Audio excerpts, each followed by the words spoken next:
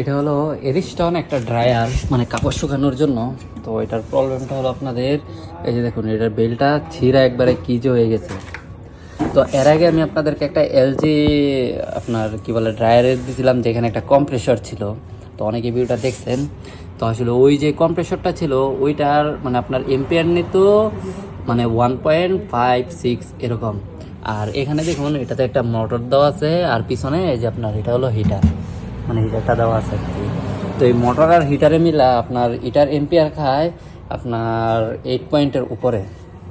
তো বর্তমান টেকনোলজি মানে মূলত বলার উদ্দেশ্য হলো যে বর্তমান টেকনোলজি কোথায় চলে গেছে, যে ডায়ারের মাঝে আপনার একটা কম্প্রেসর দিয়ে দেয়, ওইটা হলো আপনার মানে 1 পয়েন্ট থেকে একটু বেশি আর কি আপনার এম্পিয়ার টানে, আর এটা হলো 8 পয়েন্ট টানে। তো মানে সৌদিরাও এখন মানে কারেন্টের প্রতি অনেক হিসাব হয়ে গেছে, যে কারেন্ট বেশি খায় এই জন্য আর কি আপনার মানে ওই ড্রায়ারগুলো বেরোইছে।